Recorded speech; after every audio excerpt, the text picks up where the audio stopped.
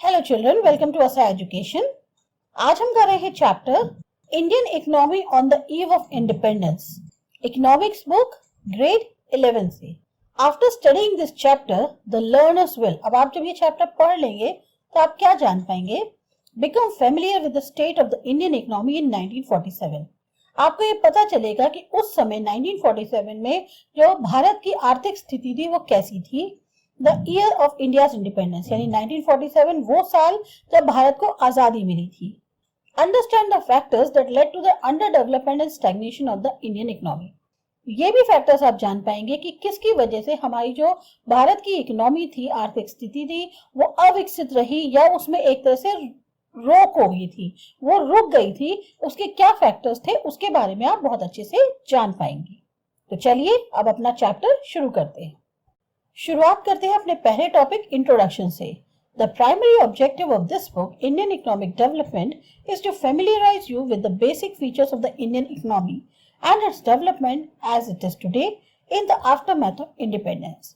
Primary objective, मुख्य उद्देश्य जो इस बुक का है इंडियन इकोनॉमिक डेवलपमेंट का, आपको एक तरह से फेमिलियराइज करना है कि किस तरीके के इंडियन इकोनॉमिक के जो बेसिक फीचर्स हैं वो क्या हैं, साथ ही साथ उसके विकास के बारे में, जैसा आज की डेट में आप देखते हैं, जो कि हमारी आजादी के बाद का परिणाम है। However, it is equally important to know something about the country's economic past, even as you learned about its present state and future prospects. बहुत जरूरी है कि हमें कुछ तो जानकारी हो कि हमारी कंट्री की आर्थिक स्थिति पहले कैसी थी।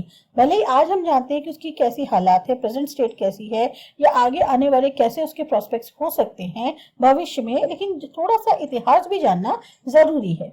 So let us first look at the state of India's economy prior to the country's independence and form an idea of the various considerations that shaped India's post-independence development strategy. तो सबसे पहले हम ये देखते हैं कि इंडिया की economy के कैसे हालात थे जब इंडिया को इंडिपेंडेंस नहीं मिली थी।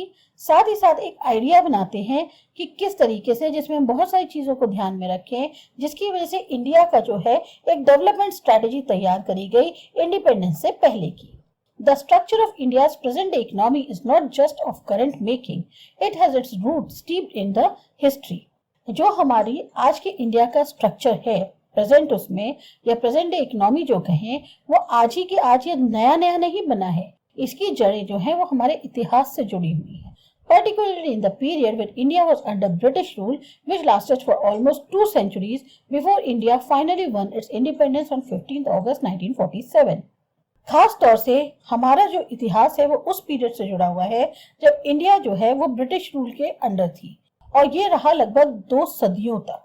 200 साल तक उन्होंने राज किया और फाइनली जाके इंडिया को जो आजादी मिली थी वो 15 अगस्त 1947 में मिली थी। The sole purpose of the British colonial rule in India was to reduce the country to being a feeder economy for Great Britain's own rapidly expanding modern industrial base. मुख्य उद्देश्य से जो ब्रिटिश कॉलोनियल रूल हमारे यहाँ था India में, उनका क्या पर्पस था? वो ये था कि चाहते थे इंडिया जो है सिर्फ ऐसी कंट्री बन के रह जाए जो उनके ग्रेट ब्रिटेन को आर्थिक फायदा पहुंचाता रहे, और जिसकी तर्ज पे वो लोग जो हैं अपना एक बहुत बड़ा मॉडर्न इंडस्ट्रियल बेस तैयार कर सके। An understanding of the exploitative nature of this relationship is essential for any assessment of the kind and level of development which the Indian economy has been able to attain over the last 6 decades. एक समझ बहुत जरूरी होनी चाहिए।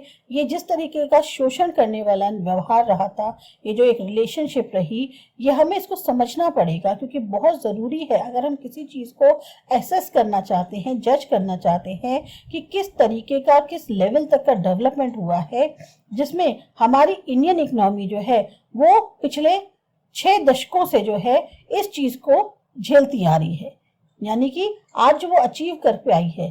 कह सकते हैं कि पिछले 60 साल में हमारी इंडियन इकोनॉमी का जो भी विकास हुआ है, जो भी लेवल पे विकास हुआ है, अगर उसको एसेस करना चाहते हो तो उसके लिए हमें सबसे पहले ये जो एक्सप्लॉयटेटिव नेचर था इस रिलेशनशिप का, उसको समझना बहुत ज्यादा जरूरी है।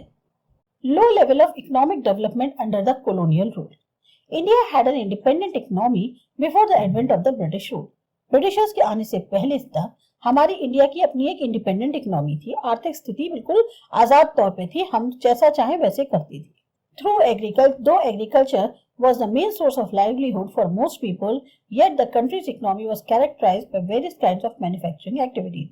कहने को एग्रीकल्चर जो है हमारा मुख्य जरिया था, जो ज्यादातर लोगों की जीविका उसी से ही चलती थी, लेकिन तब भी कंट्री की जो आर्थिक स्थिति थी उसको हम और भी बहुत सारी एक्टिविटीज होती थी, जो मैन्युफैक्चरिंग एक्टिविटीज हैं वो यहाँ पर होती थी, उससे हम जान सकते हैं।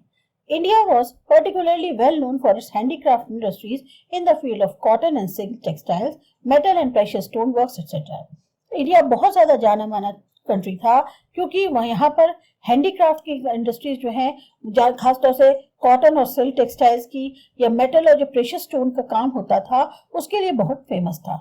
These products enjoyed a worldwide market based on the reputation of the fine quality of material used and the high standards of craftsmanship seen in all imports from India. अब ये जो प्रोडक्ट्स हैं इनको बहुत ज्यादा वर्ल्ड में इनका market था क्योंकि यहाँ की जो क्वालिटी थी मटेरियल की वो बहुत ज्यादा फाइन थी।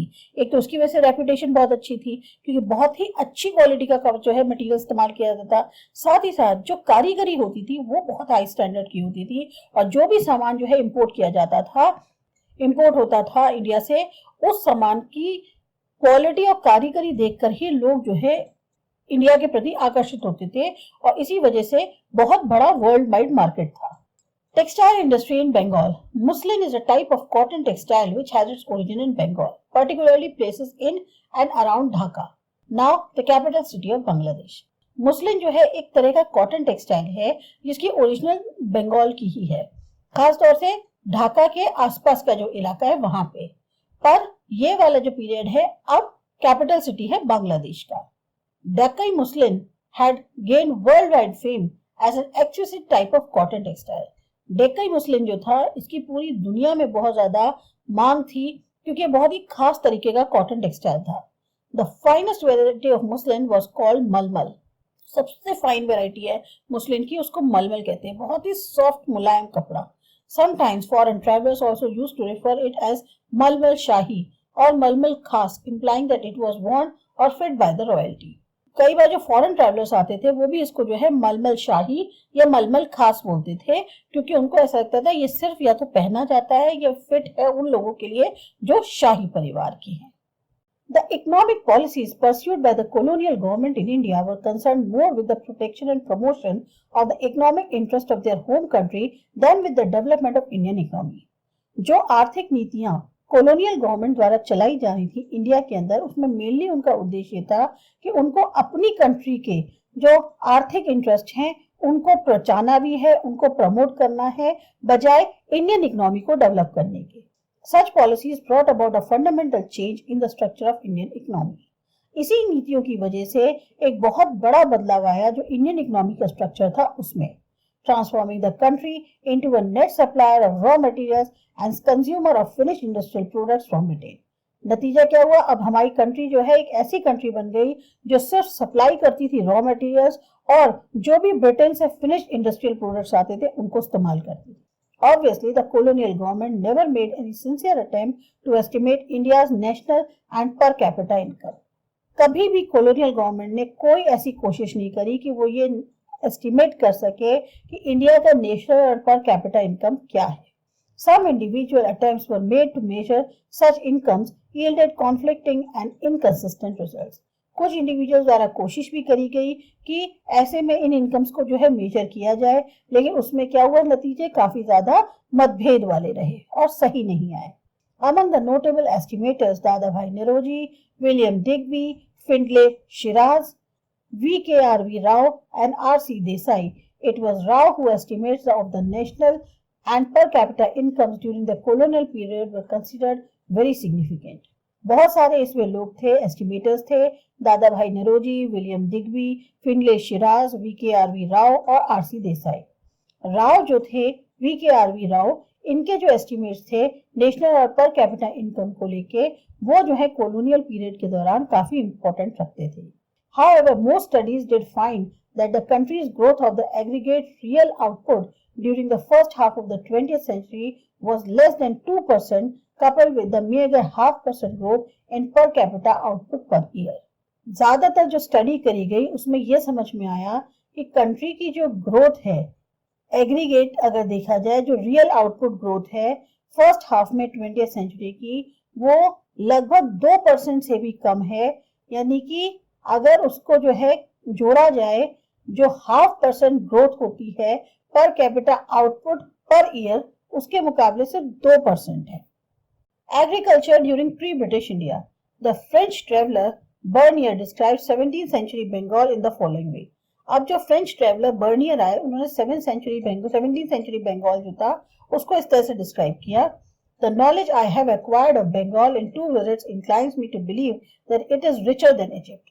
जो मुझे बात समझ में आई, जो मैं 2 बार बंगाल आया, उससे मुझे ये समझ में आया कि ये इजिप्ट से कहीं ज्यादा रिच है। It exports in abundance cotton and silks, rice, sugar and butter. ये बहुत ज्यादा मात्रा में एक्सपोर्ट करता है, कॉटन है, सिल्क है, राइस, शुगर, बटर, सब कुछ खूब एक्सपोर्ट करता है।